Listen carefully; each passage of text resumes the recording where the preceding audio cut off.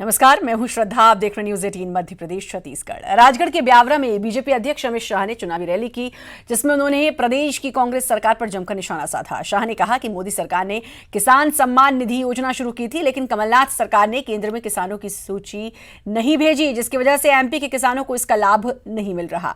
शाह ने कहा कि कमलनाथ सूची नहीं भेजेंगे तो कोई और तरीका निकाला जाएगा और एमपी के किसानों को लाभ पहुंचाया जाएगा।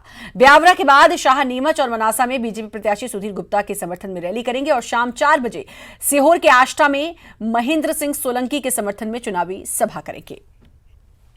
ये पूरा किसानों का इलाका है। अभी नरेंद्र मोदी जी ने किसान सम्मान निधि 6,000 रुपया हर छोटे किसान के बैंक अकाउंट में डाला, मोबाइल पर आ जाता, मगर ब्यावरा वालों आपको नहीं मिलता है, क्योंकि कमलनाथ जी इसकी सूची ही नहीं भेजते। कमलनाथ जी कब तक नहीं भेजोगे? आप नहीं भेजोगे तो हम तरीके ढूंढ निकालेंगे। और अब हमने तय किया है, नरेंद्र मोदी जी ने तय किया है, सिर्फ छोटे किसान नहीं, छोटे मंझले बड़े सभी किसानों को 6,000 रुपए का मुआवजा उनके बैंक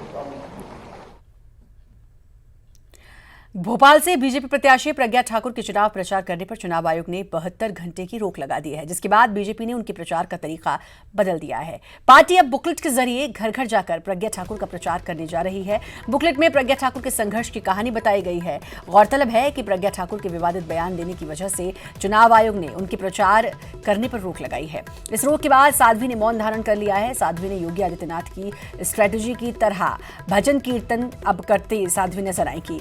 बैन से पहले भवानी मंदिर में भजन कार्यक्रम में शामिल होंगे।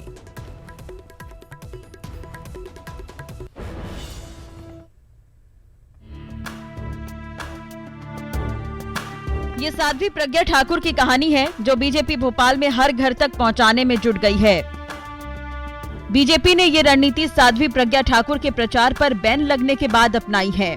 प्रज्ञा के विवादित बयान की वजह से चुनाव आयोग ने उन पर 72 घंटे यानी 3 दिन प्रचार पर रोक लगा दी है। चुनाव आयोग की ये रोक बीजेपी के लिए झटका भी है और साध्वी की कहानी घर घर पहुंचाने का मौका भी। हमारी अब नैतिक जिम्मेदारी भी है कि हम प्रचार प्रसार को थमने ना दें, क्योंकि जो निर्णय हुआ है उसको हमने अस्वीकार नहीं किया, उसको हमने स्वीकार किया है। कार्यकर्ता घर घर जाएंगे, बल्कि और जोश के साथ जाएंगे, क्योंकि मेरा भी ये मानना है कि अब भारतीय जनता पार्टी का प्रत्येक कार्यकर्ता और साध्वी जी का जो समर्थक है वो स्वयं में प्रज्ञा सिंह ठाकुर है, और वो एक प्रज्ञा सिंह ठाकुर नहीं, अब अनेकों प्रज्ञा सिंह ठाकुर प्रचार प्रसार कर रही है। वहीं कांग्रेस इसे सहानुभूति लेने के लिए फर्जी कहानी बनाने का आरोप लगा रही है।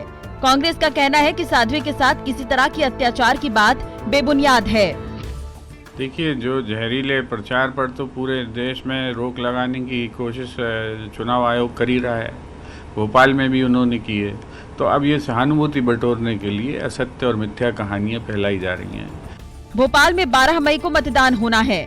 चुनाव प्रचार चरम पर है। साध्वी प्रज्ञा के प्रचार पर रोक के बाद पार्टी बुकलेट बांटकर डैमेज कंट्रोल करने की कोशिश कर रही है। उधर साध्वी प्रज्ञा ने यूपी के सीएम योगी आदित्यनाथ की रणनीति अपनाई है। उन्होंने मौन धारण कर लिया है और 3 दिन तक वो भजन कीर्तन करती नजर आएंगी। देश भर में भोपाल हाई प्रोफाइल सीट बन गई है। रोजाना इस सीट का एक नया दांवपेच निकलकर जनता के सामने आता है।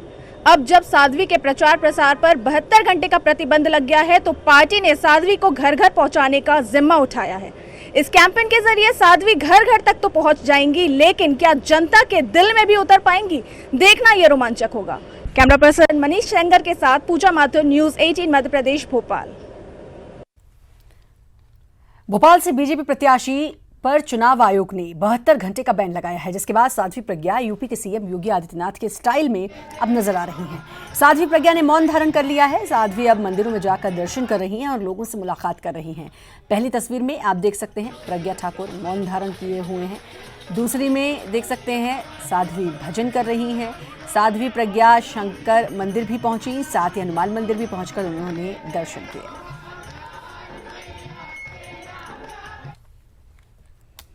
और भोपाल जहां गौशाला पहुंची हैं साध्वी प्रज्ञा ठाकुर, गौशाला में गायों को चारा खिलाया। प्रचार पर चुनाव आयोग ने प्रतिबंध लगाया हुआ है, तो कभी मौन धारण कर रही हैं, मंदिर जा रही हैं, भजन कीर्तन कर रही हैं, अब गौशाला भी गई हैं, गायों को चारा खिला रही हैं। 72 घंटे तक प्रचार नहीं कर पाएंगी, इसलिए अब प्रचार के जगह धर्म के काम कर रही हैं साध्वी प्रज्ञा ठाकुर।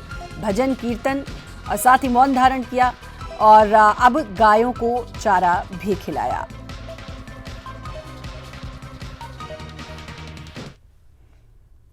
और वहीं दूसरी तरफ छतरपुर, जहां प्रज्ञा ठाकुर पर कमलनाथ ने बयान दिया है, बीजेपी प्रत्याशी के प्रचार पर रोक लगाना सही है, ये कहा है मुख्यमंत्री कमलनाथ ने। चुनाव आयोग ने प्रज्ञा ठाकुर पर सही कार्रवाई की। पीएम मोदी, यूपी के सीएम योगी पर भी आरोप हैं।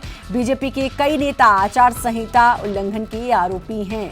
तो कमलनाथ ने अब कहा है कि साध्वी प्रज्ञा पर सही कार्रवाई चुनाव आयोग ने की है और पीएम मोदी, यूपी के सीएम योगी पर भी आरोप है। बीजेपी के कई नेता आचार संहिता का उल्लंघन कर चुके हैं, जो उसके आरोपी हैं।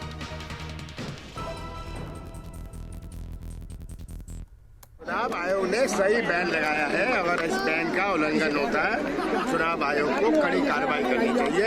ये दुख की बात है कि पहली दफे चुनाव के इतिहास में, प्रजातंत्र के इतिहास में प्रधानमंत्री पर आरोप लग रहे हैं आचार संहिता का उल्लंघन करने के। मुख्यमंत्री उत्तर प्रदेश के योगी जी का इलेक्शन कमीशन को एक्शन लेना पड़ा और अब प्रज्ञा पर। ऐसा कभी हुआ है इतिहास में? मध्य प्रदेश की सबसे हॉट सीट भोपाल की जंग में अब फिल्मी जगत की हस्तियां भी खुद पड़ी हैं। बॉलीवुड के नामी गीतकार जावेद अख्तर भोपाल पहुंचे, साध्वी प्रज्ञा पर जमकर निशाना साधा। जावेद अख्तर ने साध्वी प्रज्ञा पर कटाक्ष करते हुए कहा कि जब उनके श्राप से एक देशभक्त ऑफिसर शहीद हो सकता है, तो इनके श्राप को हाफिज सईद और दूसरे आतंकियों पर इस्तेमाल किया जाए। साथ ही श्रीलंका के बाद भारत में भी बुर्के पर प्रतिबंध लगाने की उठ रही मांग पर जावेद अख्तर ने कहा कि सरकार बुर्के के साथ साथ राजस्थान में घूंघट पर भी बैन लगाए, तब जाकर इसका उद्देश्य पूरा होगा। आप राहुल गांधी को ऐसे पीएम कैंडिडेट देखते हैं? नहीं,